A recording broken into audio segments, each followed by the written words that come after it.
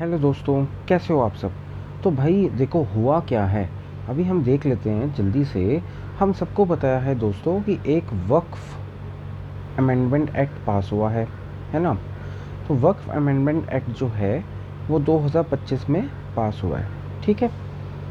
तो इसके खिलाफ अब हो क्या रहा है, अभी एक नई चीज़ें चल रही हैं इसके खिलाफ। मुर्शिदाबाद, खासकर बंगाल में। मुर्शिदाबाद कहाँ पर है?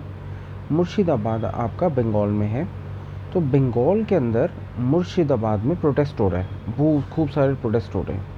प्रोटेस्ट में मतलब भाई स्टोन पेल्टिंग हो रही है, रोड ब्लॉक कर दिए गए हैं, आग लगा दी गई है, बहुत सारी चीज़ें हुई हैं। इसी बीच बांग्लादेश बीच में आ गया। बांग्लादेश के बीच में आ गया भाई। बांग्लादेश के चीफ एडवाइज़र ने एक बयान दे दिया है।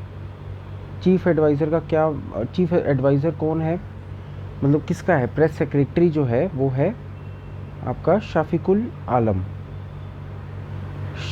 आलम ने एक बयान दिया। उसका स्टेटमेंट आया कि भाई देखो, हमारा कोई हाथ नहीं है मुर्शिदाबाद के हिंसा में, और मुस्लिम कम्युनिटी पर अटैक कंडेम करते हैं। तो भाई ये तो इसने बयान दे दिया।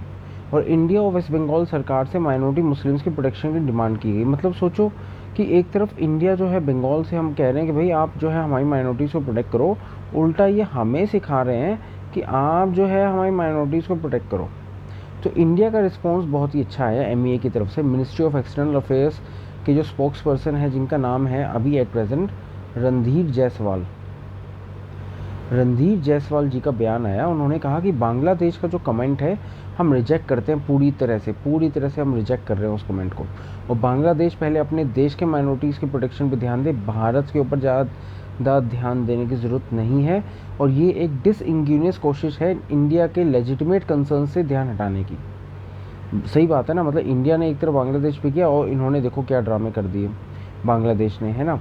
तो बेसिकली भारत ने क्या कहा बांग्लादेश को? भारत ने ये कहा कि देखो इंडिया की तरह वर्च्यू सिग्नलिंग बंद करो। बांग्लादेश में माइनॉरिटीज़ का प्रोसिक्यूशन अभी भी हो रहा है, अभी भी जो है बांग्लादेश में माइनॉरिटीज़ को मारा जा रहा है, प्रोसिक्यूट किया जा रहा है।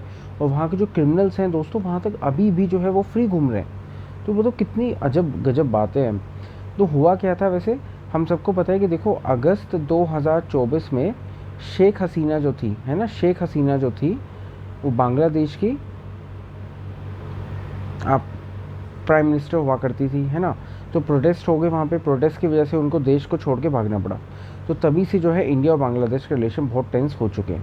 तो भाई अगर हम इसको समराइज़ कर लें तो भाई बातें कुछ सिंपल सी बात है। वक्फ एक्ट हुआ 2025, वहाँ पे उस वक्फ एक्ट के बाद मुर्शिदाबाद में हंगामा हुए। मुर्शिदाबाद के बाद बांग्लादेश ने अपना रिएक्शन दिया कि भाई वहाँ के माइनॉरिटीज़ को आप संभालो, ये करो। और इंडिया का रिप्लाई है कि भाई देखो बांग्लादेश की हाइपोक्रेसी अब एक्सपोज हो चुकी है, आपने अपने माइनॉरिटीज़ इश्यूज़ पे अब ध्यान दो, ना कि हमारे यहाँ पे ध्यान दो। तो देखते हैं दोस्तों आगे चल के क्या रहेगा, लेकिन अभी फ़िलहाल तो इंडिया और बांग्लादेश के हालचाल बहुत ही बुरे चल रहे हैं। आप मन लगा के पढ़ते रहो, वापस दोबारा मिलते हैं।